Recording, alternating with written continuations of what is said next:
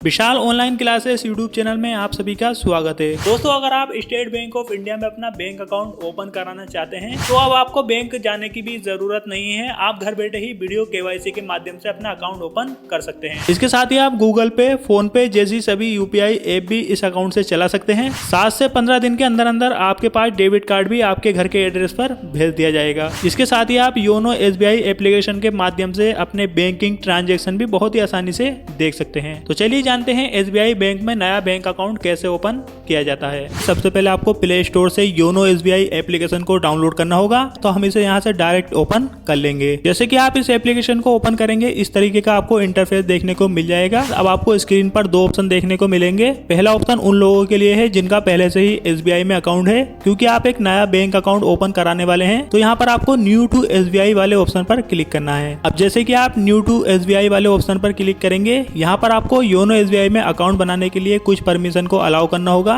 तो यहाँ पर हम पहले वाले ऑप्शन पर क्लिक करेंगे। इसके बाद दोबारा से हमें न्यू टू एसबीआई वाले ऑप्शन पर क्लिक करना है। अब इसके बाद हमें स्क्रीन पर 3 ऑप्शन देखने को मिलेंगे। तो हम अपना एक नया सेविंग अकाउंट ओपन कराने वाले हैं तो हम पहले वाले ओपन सेविंग अकाउंट वाले ऑप्शन पर क्लिक करेंगे। अब हमें स्क्रीन पर लिखा हुआ दिखाई देगा ओपन ए डिजिटल सेविंग अकाउंट। तो अगर आप बिना बैंक जाए अपना वीडियो केवाईसी के माध्यम से अकाउंट ओपन कराना चाहते हैं तो आप पहले वाले विदाउट ब्रांच विजिट वाले ऑप्शन पर क्लिक करेंगे। अब यहाँ पर हमें सिर्फ और सिर्फ एक ही ऑप्शन देखने को मिलेगा, इंस्टा प्लस सेविंग अकाउंट। तो यहाँ पर आपको 2 चीजें लिखी हुई दिखाई देंगी। पहला आपको फुल केवाईसी अकाउंट, यानी कि आपका जो ये अकाउंट है वो फुल केवाईसी इसकी होगी और केवाईसी आपकी वीडियो कॉल के माध्यम से होगी। और इसके बाद आपको यहाँ पर लिखा हुआ दिखाई देगा no limitation on balance transaction, यानी कि आप इसमें कितना भी बैलेंस रख सकते हैं और कितना भी ट्रांजेक्शन कर सकते हैं। तो चलिए हम यहाँ पर इंस्टा प्लस सेविंग अकाउंट पर क्लिक करेंगे। अब यहाँ पर हमें स्क्रीन पर 2 ऑप्शन देखने को मिल जाएंगे। तो हम क्या करेंगे, पहले वाले ऑप्शन पर स्टार्ट ए न्यू एप्लीकेशन पर क्लिक करेंगे। अब यहाँ पर हमारा अकाउंट ओपनिंग की प्रोसेस शुरू हो चुकी है। तो यहाँ पर आपको कुछ इन्फॉर्मेशन दी जा रही है, जैसे कि आपकी केवाईसी वीडियो कॉल के माध्यम से होगी और आपका जो अकाउंट ओपन होगा वो बिल्कुल पेपरलेस होगा। और यहाँ पर आपको ब्रांच में विजिट करने की भी जरूरत नहीं पड़ेगी। आपको ₹1 का डेबिट कार्ड दिया जाएगा। गवर्नमेंट ऑफ इंडिया के रूल के हिसाब से आपका पैन कार्ड और आधार कार्ड दोनों एक दूसरे से लिंक होने चाहिए। इसके बाद हमें नीचे नेक्स्ट का ऑप्शन मिल जाएगा। तो हम नेक्स्ट वाले ऑप्शन पर क्लिक करेंगे। नेक्स्ट ऑप्शन पर क्लिक करने के बाद आप सबसे पहले चीज में आपको डालना होगा अपना मोबाइल नंबर। तो दोस्तों, आप अपने अकाउंट से जिस भी मोबाइल नंबर को लिंक कराना चाहते हैं वो मोबाइल नंबर आप यहाँ पर डालेंगे। इसके बाद दूसरा ऑप्शन आपको दिया गया है ईमेल आईडी का। अगर आप चाहें तो ईमेल आईडी को ब्लैंक भी छोड़ सकते हैं, लेकिन दोस्तों यहाँ पर आप अपनी ईमेल आईडी को जरूर डालें, क्योंकि इससे फायदा ये होगा जब भी आपका मंथली जो भी स्टेटमेंट होगा वो आपके ईमेल आईडी पर आपको मिल जाएगा। तो चलिए हम दोनों डिटेल यहाँ पर डालते हैं और इसके बाद नीचे हमें सबमिट पर क्लिक करना होगा। मोबाइल नंबर और ईमेल आईडी को हमने यहाँ पर सबमिट कर दिया है। सबमिट करने के बाद हमारी ईमेल आईडी और मोबाइल नंबर पर एक ओटीपी कोड भेजा जाएगा। तो हम यहाँ पर ओके पर क्लिक करेंगे। ओके पर क्लिक करने के बाद अब हमने अपने मोबाइल नंबर पर जो ओटीपी कोड हमें मिला है वो यहाँ पर फिल कर दिया है और हमारे जो ईमेल आईडी पर हमें ओटीपी कोड मिला है वो भी हमने यहाँ पर फिल कर दिया है। इसके बाद हमें यहाँ पर सबमिट पर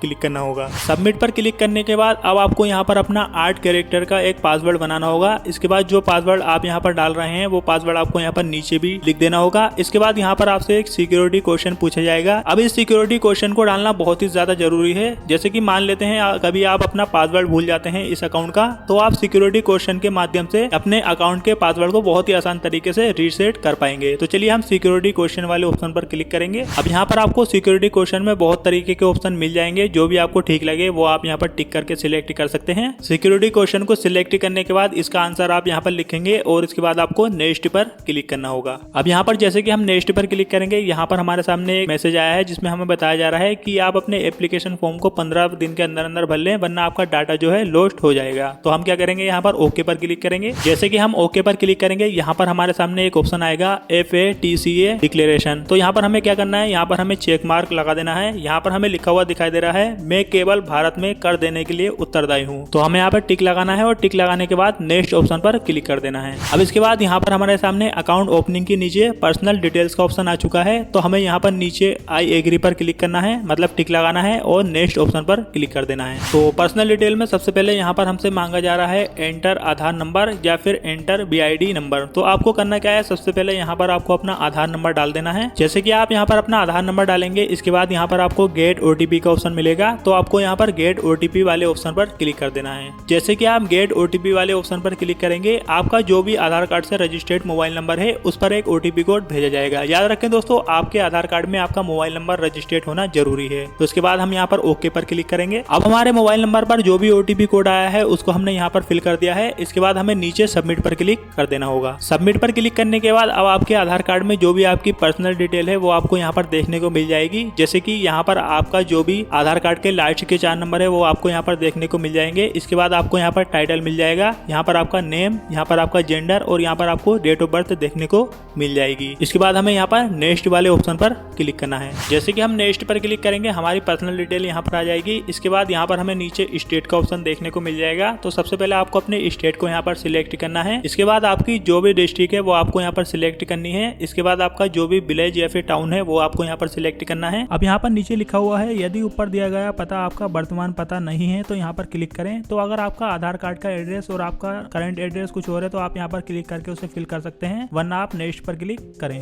अब इसके बाद यहाँ पर आपको एंटर यूर पेन का ऑप्शन मिलेगा। तो आपका पेन कार्ड का जो भी नंबर है वो आपको यहाँ पर डाल देना है। लेकिन दोस्तों याद रखें, आपका पेन कार्ड आपके आधार कार्ड से लिंक होना चाहिए। इसके बाद आपको नेक्स्ट वाले ऑप्शन पर क्लिक कर देना है। नेक्स्ट ऑप्शन पर क्लिक करने के बाद अब आपका आधार कार्ड में जो भी फोटो है वो आपको यहाँ पर देखने को मिल जाएगा। इसके बाद हमें नेक्स्ट ऑप्शन पर क्लिक करना है। इसके बाद यहाँ पर आपको एडिशनल डिटेल्स देखने को मिलेगी, जैसे कि आपकी एजुकेशन क्वालिफिकेशन। अब आपकी जो भी एजुकेशन है वो आप यहाँ पर सिलेक्ट कर सकते हैं, जैसे कि high school, inter, graduation, post graduation या फिर प्रोफेशनल, तो आप वो यहाँ से सिलेक्ट कर सकते हैं। अब इसके बाद यहाँ पर आपसे पूछा जाएगा आपका मैरिटल स्टेटस, यानी कि आपका वैवाहिक जीवन। तो अगर आपकी शादी हो चुकी है तो आप मैरिड वाले ऑप्शन पर क्लिक करें, अगर आपकी नहीं हुई है तो आप अनमैरिड वाले ऑप्शन पर क्लिक करें। अब इसके बाद आपको एडिशनल डिटेल में अपना शहर डालना होगा जहाँ पर भी आपका जन्म हुआ है। अगर आपको किसी और नाम से जाना जाता है तो वो आप यहाँ पर डाल सकते हैं। इसके बाद यहाँ पर आपको फादर नेम का ऑप्शन मिलेगा। तो आप टाइटल पर MR यानी कि मिस्टर करने के बाद आपको अपने फादर का फर्स्ट नेम, मिडिल नेम अगर है आप यहाँ पर डालें। इसके बाद यहाँ पर आपको लास्ट नेम डालना है। इसके बाद आपको मदर नेम का ऑप्शन मिलेगा और इसके बाद आपको यहाँ पर फर्स्ट नेम, मिडिल नेम अगर है आप यहाँ पर डालें और इसके बाद यहाँ पर आपको लास्ट नेम डालना होगा अपनी मदर का। अब यहाँ पर हमने अपनी सभी डिटेल भर दी है। इसके बाद यहाँ पर हमें एक चेक मार्क लगाना होगा। यहाँ पर हमसे पूछा जा रहा है क्या हम भारत के ही निवासी हैं, हमारी नेशनलिटी इंडिया है, तो यहाँ पर हमें चेक मार्क लगाना है और इसके बाद हमें नेक्स्ट ऑप्शन पर क्लिक करना है। अब एडिशनल डिटेल में हमें ऑक्यूपेशन पूछा जा रहा है, यानी कि हमारा कारोबार क्या है। अब अगर आप यहाँ पर सर्विसमैन है तो आप सर्विस पर क्लिक करें, अगर आप कोई और कारोबार करते हैं तो आप अदर पर क्लिक करें। चलिए हम अदर वाले ऑप्शन पर क्लिक करेंगे। अब अदर्स वाले ऑप्शन पर क्लिक करने के बाद भी आपको कई ऑप्शन मिल जाएंगे। तो आपका जो भी बिजनेस है वो आप यहाँ पर सिलेक्ट कर सकते हैं। अगर आप एक स्टूडेंट है तो आप यहाँ पर स्टूडेंट वाले ऑप्शन को भी सिलेक्ट कर सकते हैं। अब इसके बाद यहाँ पर हमसे पूछा जा रहा है हमारा एनुअल इनकम, यानी कि आप सालाना कितना कमाते हैं वो आपको यहाँ पर डालना है और नेक्स्ट वाले ऑप्शन पर क्लिक करना है। अब इसके बाद यहाँ पर पूछा जा रहा है रिलीजन, तो यहाँ पर आप हिंदू, मुस्लिम, क्रिश्चियन या फिर सिख जो भी है वो आप यहाँ पर सिलेक्ट करें। इसके बाद यहाँ पर आपसे पूछा जा रहा है आप किस कैटेगरी में आते हैं, जनरल, OBC, SC या फिर ST, जो भी आप आते हैं वो आप यहाँ पर सिलेक्ट करें। अब इसके बाद आपसे पूछी जा रही है आपकी नॉमिनी डिटेल, तो यहाँ पर आप जिसको भी नॉमिनी बनाना चाहते हैं उसका नाम यहाँ पर आप लिख सकते हैं। उसके बाद आपका नॉमिनी से क्या रिलेशनशिप है वो आप यहाँ पर डालेंगे, उसकी डेट ऑफ बर्थ आप यहाँ पर डालें। दोस्तों याद रखें, यहाँ पर आप जो भी डिटेल डालेंगे उसके आधार कार्ड के हिसाब से आप डालें तो और सही रहेगा। अगर दोस्तों नॉमिनी माइनर है तो उसके फिर गार्जियन नेम यहाँ पर आपको लिखना होगा और गार्जियन की एज आपको यहाँ पर लिखनी होगी। इसके बाद यहाँ पर आपको नेक्स्ट ऑप्शन पर क्लिक करना होगा। अब नॉमिनी का जो भी एड्रेस है वो यहाँ पर आपको डालना होगा।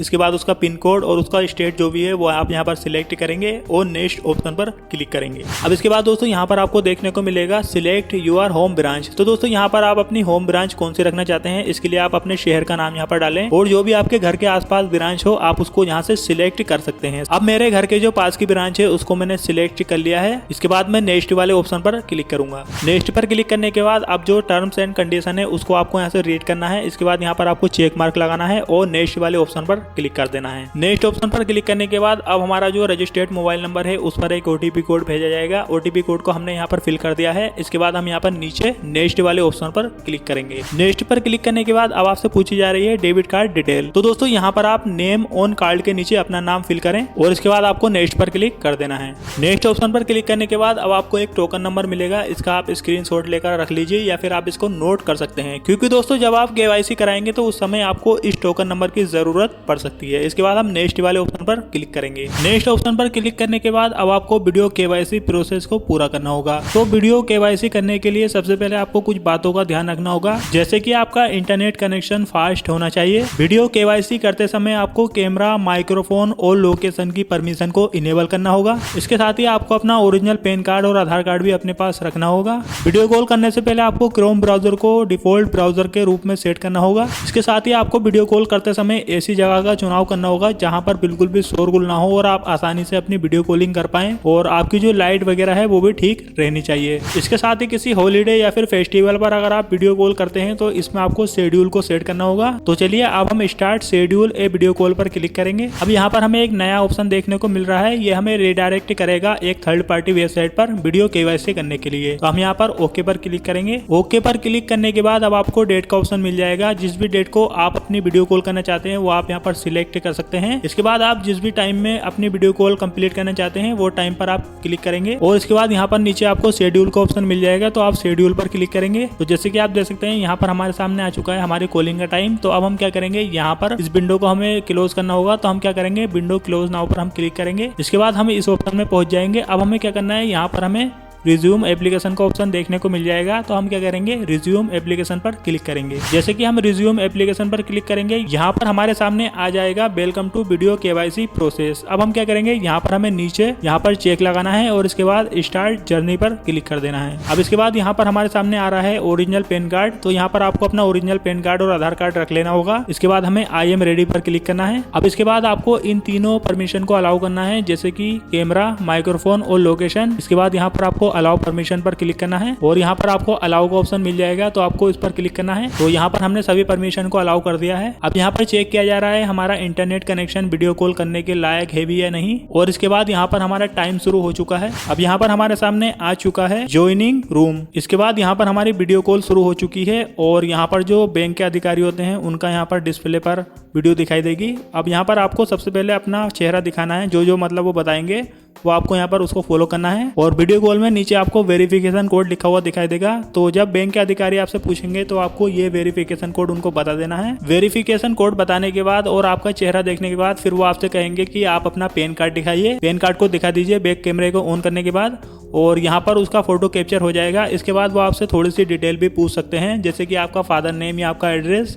तो आपको उस समय अपने आधार कार्ड और पैन कार्ड को अपने पास ही रखना है। जो भी डिटेल वो आपसे पूछे उसको आप बता दीजिए और इसके बाद फाइनली आपका जो वेरिफिकेशन है वो कंप्लीट हो जाएगा। आपके पास मोबाइल में इस तरह का एक मैसेज आ जाएगा जिसमें आपको बता दिया जाएगा कि आपका वेरिफिकेशन सक्सेसफुल हो चुका है। और इसके कुछ दिनों बाद आपके डेबिट कार्ड के डिस्पैच का मैसेज भी आ जाएगा कि आपका डेबिट कार्ड जो है डिस्पैच हो चुका है। और यहाँ पर आपको स्पीड पोस्ट नंबर भी मिल जाएगा, तो इससे आप ट्रैक कर सकते हैं कि आपका डेबिट कार्ड कहाँ पर पहुंचा है। तो दोस्तों इस तरीके से आप घर बैठे ही अपना SBI में अकाउंट ओपन कर सकते हैं। तो वीडियो आपको कैसी लगी नीचे कमेंट करके जरूर बताएं। Thank you for watching.